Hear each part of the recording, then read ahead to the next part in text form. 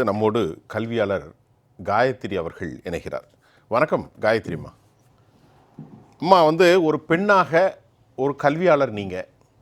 இப்போது சசிகலா அம்மையார் தமிழ்நாட்டுடைய விவகாரங்களில் ஒரு மாவட்ட செயலாளராக நியமிக்கப்பட்ட ஒருவர். பிப்ரவரி 23 ஒரு 5 நாளைக்குள்ளே இவ்வளோ பெரிய அராஜக போக்கும் மிரட்டல்களும்.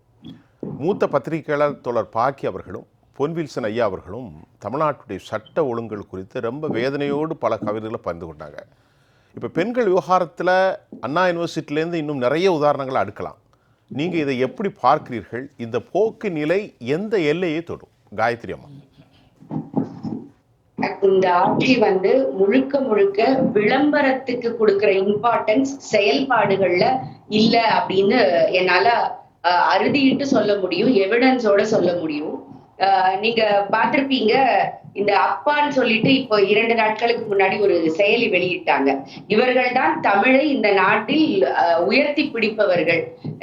APPA அப்பா அப்படின்னு அந்த செயலியில இருக்குது. அனைத்து பள்ளி பேரண்ட்ஸ் டீச்சர்ஸ் அசோசியேஷன்ல டீச்சரை காணும், அசோசியேஷன் பேரண்ட்ஸ் அசோசியேஷன் அனைத்து பள்ளி, பாதி தமிழ் பாதி இங்கிலீஷ். அந்த அனைத்து பள்ளியும் இங்கிலீஷ்ல ANA அப்படின்னு எழுதக்கூடிய அளவிற்கு இவ்வளவு ஒரு விளம்பர மோகத்தோடு அம்மான்னு ஒருத்தங்களை சொன்னாங்க. அப்ப என்ன அப்பான்னு சொல்லணும் அப்படின்னு இந்த அம்மா அப்படிங்கிறது மக்களாக அவர்களை கூப்பிட்டது. தானா தனக்கு பெயர் வச்சுக்கல. அடுத்தவங்க அவர்களுடைய செயலால எப்படி ஒரு அம்மா குழந்தைங்க பசியோட இருக்க கூடாதுங்கிறதுக்காக தாம் பசியோட இருந்தாலும் சாப்பாடு கொடுக்கணும்னு நினைப்பாங்களோ, அது போல அம்மா உணவகங்களை திறந்து அதோட பயன் நமக்கு எப்ப முழுக்க தெரிஞ்சது அப்படின்னா, வெள்ளம் வந்த காலத்துல, பேண்டமிக் வந்த காலத்துல இலவசமாக ரோடோரத்துல இருந்தவங்கள்ல இருந்து ஒருத்தர் கூட பசி இல்லாம இரவு படுக்கணும் அப்படிங்கிறதுக்கு எப்படி இந்த அம்மா உணவகங்கள் நமக்கு ஒரு சாட்சியாக இருந்தது. ஆனால் அப்பா என்ன அப்பான்னு கூப்பிடணுங்கிறதுக்காக ஒரு செயலிக்கு அந்த பெயர் வைக்கிறேன்னு சொல்லிட்டு இந்த இவர் சொல்லுவாரு, விவேக் சொல்லுவாரு, நாய்க்கு பேர் வச்சியா சோறு வச்சியான்னு கேட்பாரு. அந்த மாதிரி செயலிக்கு பேர் வச்சீங்களே, அந்த பள்ளிக்கூடத்தை என்ன கவனிச்சீங்கன்னு நாங்க கேட்போம்ல. கடலூர்ல ஒரு HM சொல்றாரு, என் பள்ளிக்கூடத்து பிள்ளைங்களுக்கு டாய்லெட்டே இல்ல, நானும் கேட்டு கேட்டு அதிகாரிகள்கிட்ட பார்த்தேன், யாரும் குடுக்கற மாதிரியே இல்ல, கடைசியில என்னோட பணத்துல அந்த பிள்ளைகளுக்கு டாய்லெட் கட்டிட்டேன்.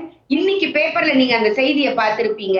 அப்போ நீங்க நம்ம ஸ்கூல் அப்படின்னு சொல்லிட்டு இதுவரைக்கும் மாணவர்கள் தானாக முன்வந்து ஒவ்வொரு பள்ளிக்கூடத்துக்கும் தாம் படிச்ச பள்ளிக்கூடத்துக்கு உதவி பண்ணிக்கிட்டு இருந்தாங்க நேரடியாக. நீங்க இப்ப என்ன சொல்லிட்டீங்க, அதையும் அக்கௌண்ட்ல போட்டு நாங்க பாத்துக்குவோம்னு சொல்லிட்டீங்க. அப்ப அது எங்க போச்சுன்னு இப்ப வரைக்கும் நமக்கு அது தெரிய மாட்டேங்குது. லேப்டாப் அம்மா இருக்கும்போது ஒரு பிரைவேட் ஸ்கூல்ல உள்ள பிள்ளைகள், பணம் கட்டி படிக்கிற பிள்ளைகள் எந்த அளவிற்கு தரத்தோட அந்த பிள்ளைகள் படிப்பாங்களோ அதே மாதிரி கவர்மெண்ட் ஸ்கூல் பிள்ளைங்க இருக்கணும். அதே மாதிரி பெண் பிள்ளைகள் அந்த 11th 12th தள்ளி இருக்குன்ற காரணத்திற்காக பெற்றோர்கள் படிக்க விடாம போயிடக்கூடாதுங்கிறதுக்காக சைக்கிள் கொடுத்து லேப்டாப் கொடுத்தாங்க. இவர்கள் வந்த உடனே முதல்ல நிப்பாட்டினது அந்த லேப்டாப்ப.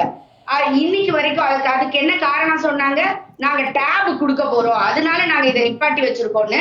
4 வருஷம் முடிஞ்சிருச்சு, 4 அகாடமிக் இயர் முடிஞ்சிருச்சு. இப்ப வரைக்கும் யாருக்கும் அது எதுவும் கொடுக்கப்படல அப்படிங்கறத நாம பாக்குறோம். அதே மாதிரி உயர்கல்வியை நீங்க எடுத்துக்கிட்டீங்க அப்படின்னா, இவர்களுடைய அந்த அரசியல் மோதல் போக்கோட காரணமாக இன்னைக்கு 6 பல்கலைக்கழகங்களுக்கு துணைவேந்தரை நியமிக்க முடியாத ஒரு நிலைமை இருக்குது. UGC ஒரு விதி சொல்லுது, அதை நான் கேட்க மாட்டேன், நாங்க தான் வேந்தராக இருப்போம், முதல்வர் தான் வேந்தராக இருப்பார், துணைவேந்தர்களை வேந்தராக இருக்கக்கூடிய முதல்வர் நியமிப்பார் அப்படின்னு அந்த அளவுக்கு பிரச்சனை பண்ணிட்டு பிள்ளைகளுடைய படிப்புல இவ்வளவு பெரிய ஒரு மோசமான விளைவுகளை ஏற்படுத்தக்கூடிய இடத்துல அவங்க போய் நின்னுட்டாங்க. நீங்க சொன்னீங்க திமுக ஆட்சியில் அராஜகம் அப்படின்னு நீங்க தலைப்பு போட்டிருக்கீங்க. ஆனால் நான் என்ன சொல்றேன், திமுகவை ஆதரிப்பவர்களும் இன்னைக்கு மிகப்பெரிய அராஜகத்துல ஈடுபடுறாங்க. ஒரு கருத்து சுதந்திரம் பத்தி இவங்க பேசுவாங்க, கருத்து சுதந்திரத்தின் குரல் வலையை நெரிப்பதா அப்படின்னு இவங்க பேசுவாங்க. ஆனால் ஒரு கருத்தை இவர்கள் செய்யற வேலையை எதிர்த்து ட்வீட் போட்டாங்கன்னா நள்ளிரவுல கைது செய்யறாங்க. ஆனால் நான் பேரோடையே சொல்றேன், ஏன்னா அந்த காணொளி என்கிட்ட இருக்குது.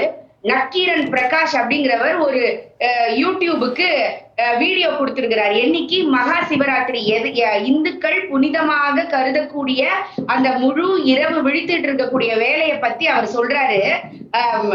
பூசாரி எல்லாம் உள்ளுக்குள்ள இருக்கும்போது அவங்களுக்கு வந்து யூரின் போக முடியாது.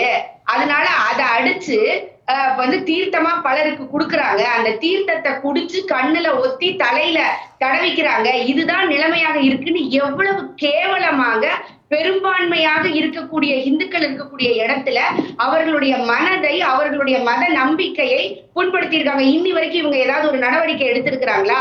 யோசிச்சு பாருங்க. இதே மாதிரி இவர்கள் என்ன ஓட்டுக்காக சிறுபான்மையினரை தாஜா செய்யறாங்களோ அவர்களை நாம என்னைக்கும் யாரும் எதுவும் சொல்ல போறது இல்ல. அப்படி ஒரு வார்த்தை சொல்லி இருந்தா இந்நேரம் நாம இங்க இருந்திருக்க முடியுமா? காணாத அடிச்சிருக்க மாட்டாங்க. அப்போ என்ன ஒரு நெஞ்சழுத்தத்தோடு அப்ப இதுக்கு என்ன அவருக்கு அந்த தைரியம் யாரு குடுக்குறாங்க? நான் உங்களுக்கு சப்போர்ட் பண்றவன். அப்ப நீங்க என்னை எது செஞ்சாலும் கண்டுக்க மாட்டீங்க. நான் யாரை பற்றி வேண்டுமானாலும் அவதூறாக பேசலாம் அப்படிங்கக்கூடிய எண்ணத்தை எப்படி வந்து சட்டம் ஒழுங்கு இருக்கு இல்லைங்களா? சட்டம் ஒழுங்கை பற்றி எனக்கு முன்னாடி இருக்கிறவங்க 2 பேரும் பேசினாங்க. அந்த தைரியம் எப்படி வருது?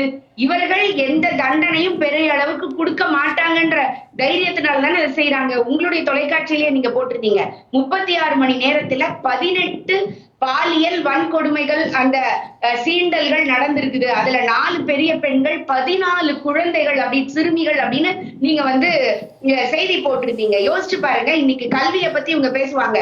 நீ பீகார பாரு, நீ உத்தரப்பிரதேசத்தை பாரு, அங்க பாரு, இங்க பாரும்பாங்க. ஆனால் இடைநிற்றல் 0ன்னு போய் பேசுறாங்க. தமிழகத்தில் குழந்தை பெறுவது 56% அதிகரிச்சிருக்குதுன்னு நமக்கு RTI டேட்டா சொல்லுது. அப்போ பள்ளி கல்வியாக இருக்கட்டும், கல்லூரி கல்வியாக இருக்கட்டும், ஒரு குடும்பத்துல இருக்கக்கூடிய இது எதுக்குமே சம்பந்தம் இல்லைங்க. பொதுவெளிக்கே நான் வரலங்க, வீட்டுல இருக்கேங்க. ஆனா என் சாமியை கும்பிடுறதுக்கு நீங்க எவ்வளவு அருவருப்பா அநாகரிகமா பேசுறீங்க. அவர்கள் மேல எந்த விதமான நடவடிக்கையும் உங்களால எடுக்க முடியல அப்படின்னா திமுக காரர்கள் மட்டுமல்ல, திமுகவுக்கு சப்போர்ட் செய்யறவர்கள் கூட எப்படி வேண்டுமானாலும் நடந்து கொள்ளலாம் அப்படிங்கிற ஒரு மனநிலைமை போச்சு அப்படின்னு சொன்னா எப்படிப்பட்ட ஒரு தமிழகத்தை இவர்கள் உருவாக்க நினைக்கிறார்கள்னு நமக்கு கேட்க தோணுது இல்ல. இந்த தேசிய கல்விக் கொள்கை வேண்டாம் வேண்டாம்னு சொல்றாங்க. நீங்க யோசிச்சு பாருங்க. தமிழகத்தை தவிர எல்லா மாநிலங்களிலும் தேசிய கல்விக் கொள்கையை இம்ப்ளிமெண்ட் பண்ணிட்டாங்க. தமிழகத்திலயுமே CBSE இம்ப்ளிமெண்ட் பண்ணிட்டாங்க. இனிமேல் வரக்கூடிய காலகட்டங்கள்ல உயர்கல்விக்கான நுழைவுத் தேர்வுகளாக இருக்கட்டும், JEE நீட் மாதிரி உள்ள தேர்வுகளாக இருக்கட்டும், இல்ல காம்படிட்டிவ் எக்ஸாம்ஸா இருக்கட்டும், இது எல்லாமே எதை பேஸ் பண்ணி இருக்க போகுது? தேசிய கல்விக் கொள்கையை பேஸ் பண்ணி இருக்க போகுது. அப்போ இந்த தேசிய கல்விக் கொள்கையை நீங்க கொடுக்க மறுக்கிற என்னுடைய அரசு பள்ளி மாணவர்களுடைய எதிர்காலத்தில் அவர்களுடைய நிலை என்ன? யோசிச்சு பாருங்க. அப்போ அந்த பிள்ளைகளுக்கு இந்த போட்டி தேர்வுகள்ல கலந்துக்கிறதுக்கே அச்ச உணர்வு வந்துடாதா? நான் இதெல்லாம் படிக்கவே இல்லையே, நான் எப்படி இந்த தேர்வை எழுதுவேன்? ஏற்கனவே இவர்கள் தேர்வு பயமுறுத்தி இன்னைக்கு அது RRBயா இருக்கட்டும், UPSCல நம்மளுடைய எண்ணிக்கை குறைஞ்சுக்கிட்டே வருது. ரயில்வே எக்ஸாம்ல நம்முடைய எண்ணிக்கை குறைஞ்சுக்கிட்டே வருது. பேங்கிங் எக்ஸாம்ல நம்முடைய பிள்ளைகளுடைய எண்ணிக்கை குறைஞ்சுக்கிட்டே வருது. JEE போன்ற தேர்வுகள்ல வெறும் 2% கூட தமிழகத்தினுடைய பிள்ளைகள் இல்ல. அப்ப எதை நோக்கி நீங்க கொண்டு போறீங்கன்னு கல்வியாளரா எங்களுக்கு ஒரு அச்சமும் கவலையும் நீங்க வந்து காயத்ரி, இப்ப நீங்க அந்த எல்லா விஷயம் சொல்லியிருக்கீங்க. இப்ப நம்ம தீய சக்திகள் என்று பல விஷயங்களை இன்னைக்கு சுட்டி காட்டியிருந்தாலும் கூட நீங்கள் தமிழ்நாட்டில் மத நம்பிக்கைகள் எந்த அளவிற்கு பாதிக்கப்படுகிறது, மோசமான விஷயத்தெல்லாம் அரசாங்க நடவடிக்கை எடுக்கலைன்னு சொல்லியிருக்கேன். உங்களுடைய பார்வையில் காயத்ரி அம்மா, உங்களுடைய கருத்து சுருக்கமாக நிறைவாக நான் என்ன கேட்கிறேன்னா, பெண்கள் விவகாரம் பெரும் அபாய கட்டத்தில் இருக்கிறது. முதல்ல நீங்கள் தமிழ்நாட்டுடைய செயல்பாட்டை நிறைய நேரம் பேசுனீங்க.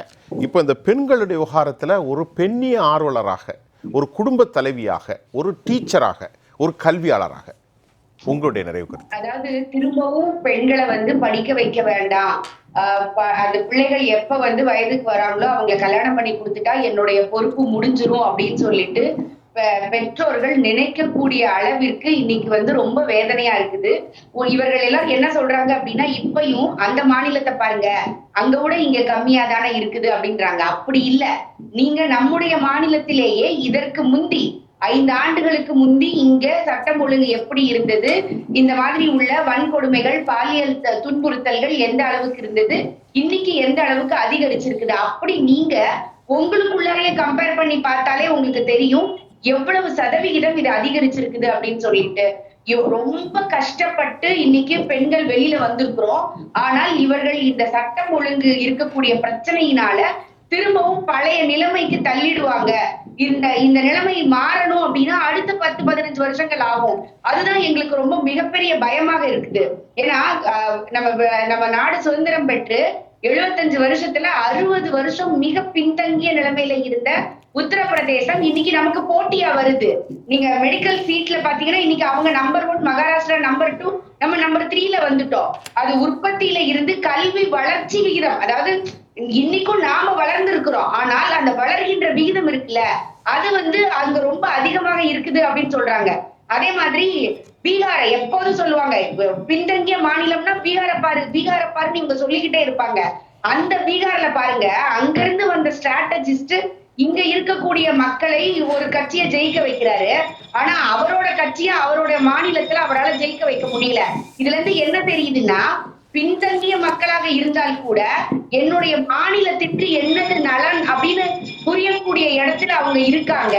ஆனால் தமிழக மக்களை ஓட்டுக்காக பணம் கொடுத்து பொருள் கொடுத்து என்னெல்லாம் செய்ய முடியுமோ அப்படி அவர்களை ஒரு பிடிக்குள்ளார வச்சிருந்து அந்த கடைசி நாள் நம்ம பட்ட கஷ்டத்தை எல்லாம் மறக்க வச்சு திரும்பவும் 5 வருஷம் கஷ்டப்பட வைக்கக்கூடிய நிலைமைக்கு நாம இன்னைக்கும் ஆளாயிட்டு இருக்கிறோம். இதை நம்ம அந்த மக்கள் உணரணும். அப்படி உணராத வரைக்கும் திரும்பவும் நம்ம இந்த பிடியில தான் சிக்குவோம்.